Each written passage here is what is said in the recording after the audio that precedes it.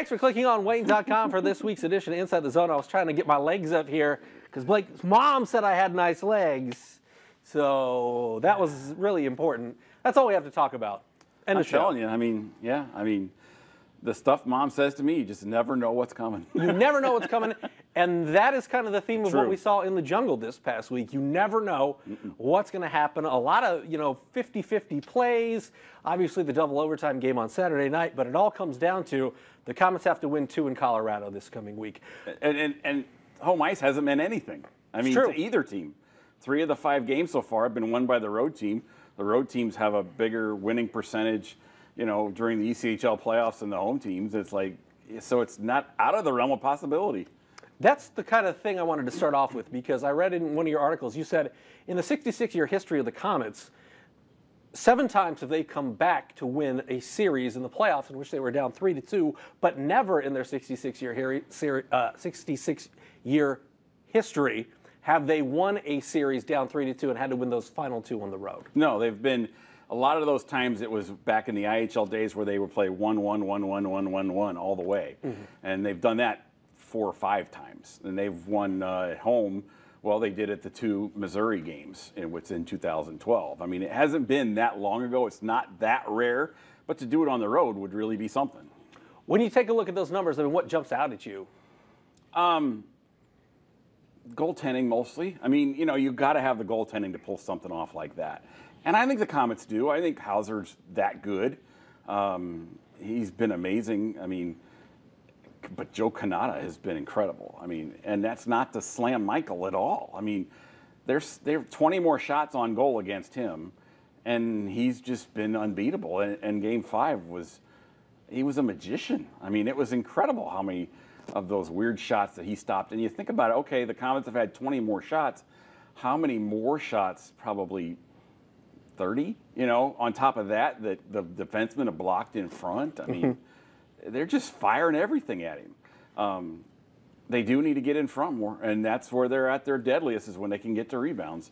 And that's where they've been really effective in this series, but they got to get somebody in front to force the rebounds first. All right, so there's a lot of talk about leading up to Game 6 on Tuesday night in Colorado. One of the things I want to touch on is how we harped on it during the regular season and during the playoffs about the Komets' penalty kill.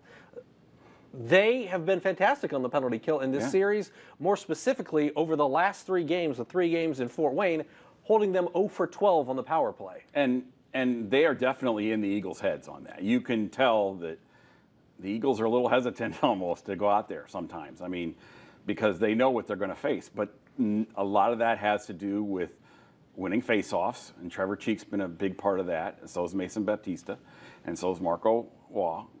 And then blocking shots. They have done a really good job of blocking the shots so they don't even get to Michael Hauser. And the third thing is they don't let him into the zone, even with 4 people. They make him dump it, and then Hauser stops it, and they ring it around and out, and they got to start over. They've done a really, really good job of stopping Colorado from getting in the zone. Conversely, the Komets, 4 of their last 12 on the power play, they've been playing well on both ends of special teams. I think they've got 7 goals, 8 goals, 8 power play goals in this series alone, which is incredible because all year they struggle with that. Yeah, that's 8 goals. Yeah, all year they've struggled with that, and then 5-on-5 was where they dominated, and it's been the complete opposite in this series. Komets have not done as well 5-on-5 as you would expect, and they've done great on the power play. It's just baffling. One of the things that is certainly going to be a boost to the Komets will be the return of Daniel Maggio. He's a little bit motivated. Just you think? A little, yeah. He was pretty good in games 1 and 2, had a goal in each of those games. But now that he returns, what do you think Maggio will bring to this team, and how does that maybe energize a team that had to take a sleeper bus all the way out there? Yeah, but and I don't think they minded that. I really don't. Yeah? I mean, with all the travel crap that everybody goes through, they might even have beaten the plane there, And they were going to have to go on multiple flights, and then you never know if your equipment's going to get there. And it's just, it might have taken just as much time, maybe a couple hours less, and that's it, to get there. And now everybody's there, safe, rested, they're ready to go. They can practice twice. I don't know. I mean, Dan is always positive. I mean, he's always so excited to play for the Komets. I mean, he always thinks back to his rookie year when they won the CHL title. and he's always energetic, and he's happy, and he's healed now. He's healthy. I mean, his biggest problem is going to be not going out there and shoving some guy through the boards on the first shift. You know, I mean, because that's not what they need. I mean, but they do need him to add some physicality too, to really to bang and make a difference that way. When you talk about the play of Michael Jolie, he's been fantastic. I mean, he has really shown in this series just how offensively skilled he is. Yeah. He's got 6 goals in this series. Of course, of their 13. Yeah, and of course had a hat trick early in this series, but has been solid. And even when he is not scoring, he requires you to pay so much attention to him to make sure he doesn't score. That can open up things for other people. It opened it up for Garbowski the other night. I mean, how do they keep him in check? I don't know. I don't know that you want to put a shadow on him, partly because they get the last change, you know, so you don't get necessarily to pick who that's going to be. I mean, you'd want probably Justin McDonald, but I thought the Komets had Sean Sidlowski following him around. I mean, you could see Sean looking over his shoulder to see where he was a lot in Game 5. And I thought that worked for the most part. It's just that he broke free once and he scored. It's just amazing. I think he's got 6 goals and 10 points on 13 shots or 14 shots. That's amazing. I mean, that's just physically baffling how you can be that effective on that few shots. And they've done a really good job of limiting his shots. I mean, he's just that good. If he ever played across his own red line, he wouldn't be here. He'd be at a higher level in a heartbeat, but he just can't seem to play any defense at all. One big positive, I think, if you're the Komets, is that some of the guys who have had a slower series got on the board on Saturday night. Yes. Shaftsma scored. Culkin scored. That's his first goal of the playoffs, if I recall. Artie scored. Yes. So and Bink scored before that, the game before that. Right. So some guys who have struggled to put the puck in the back of the net are now scoring, or at least have gotten a goal recently. And I felt like Sid looked a lot better in Game 5 than he had the rest of the series. I mean, he looked like he was much freer, much smoother out there. I mean, he was hunting for shots a little bit.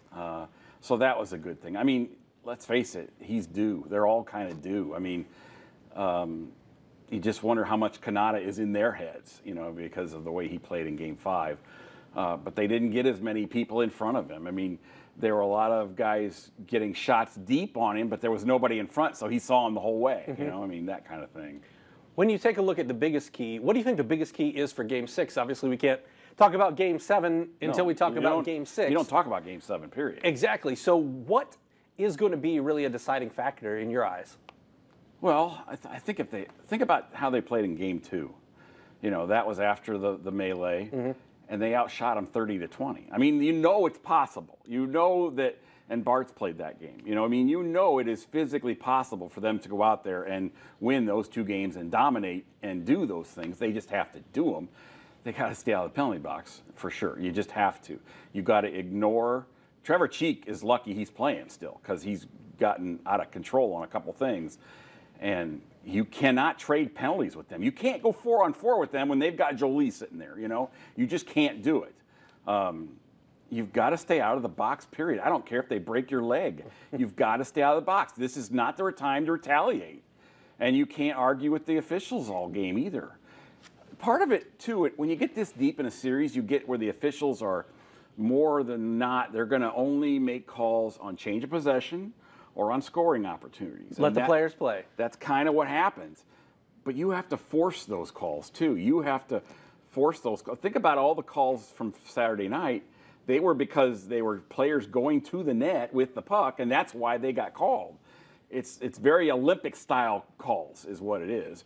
So you still have to force those calls. You have to force them to make those calls by being aggressive and going to the net and not going wide and cutting in and that type of thing. I would say that Game 5 is where I've heard the most chirping by fans about the officiating this season. Oh, you haven't been listening then, because that's all they do. But you don't think that was maybe elevated because of the importance of the game? It happens every game. It really does. That's what's so baffling about it and makes some fans look so idiotic, because they do it every game, and then they expect you to have much more attention or give more credibility to when they're griping on this game. Well, that wasn't as bad as this game. They do it every game. What's the feeling that you get being in the locker room Saturday night? What's the feeling that you get from Gary, from this Komets team regarding just their mentality heading into Colorado, where they know that they have to win too? It was a lot better than Friday night after that game, because Friday night after they won, they were a little jovial, and you don't see that out of this team very often. They were more relaxed. They were like celebrating almost a little. I mean, they were happy. They were not happy Saturday night, and that's a good sign. I mean, that's a very good sign. It's just, you can just sense this team sometimes. You know, like I said, when they are going well and things are going their way, it's when they're the most vulnerable, because they kind of take some little things for granted. I don't think they're taking anything for granted tomorrow night, and that's a good sign. I think they're going to be irritable, but they've got to be smart. They just have to be smart. You can't react. You just can't. But the weird thing is, as you know in sports, the team that's the most aggressive sets the tempo, sets the pace, sets the tone. Sure. They're the ones that more often than not, 90% of the time, win, because they are trying to make good things happen. And that's how the Komets got to play. What are you most looking forward to about Tuesday night's game in Loveland? I want to see how Mags comes back. Yeah? Yeah, that'd be fun. I think Sean's about to break out. I really do. I mean, he had a couple of good chances on Saturday, and he just looked better. You could tell he felt better. And let's face it, if he can do that, then the Komets got their own Michael Jolie, who hasn't been paid much attention to either. That's true. You know, I mean, and these are all one-goal games. One goal could just be absolutely huge. They've all been one-goal games except for the one with the empty netter, you know? True. So you know it's going to be tight. You know it's going to be close. You know it's going to be fun to watch. You just they just need to make one or two bounces. There's a difference between can they, and will they? Can they win 2 games in Colorado? I don't know. But I think they can win Game 6. And Game 7 is totally off the charts. You know, anything can happen in a Game 7. I've seen them win, you know, games that they had no business winning in overtime on the road in Game 7. I've seen them absolutely get smoked in Game 7 over the years. You can't predict a Game 7. You just have to get there. And you got to think, if they get there, they'll have the momentum. And that crowd will be tight, real tight. So it could be all down to a referee's call at that point. I mean, anything can happen in a Game 7. All right. Anything can happen out in Loveland, Colorado for Game 6 and hopefully a Game 7 if you're a Komets fan, and we'll have it all covered here on Inside the Zone with Blake next Monday. I'll let Mom know that you flashed your legs at her. All right, so she can watch the show. Yeah, well, she always watches the show. Usually she ain't watching it for me. We know that, you know. Well, maybe she's just watching it for great Komets coverage, Blake. Oh, yeah, sure. We'll go with that. We'll see you next Monday right here on Inside the Zone.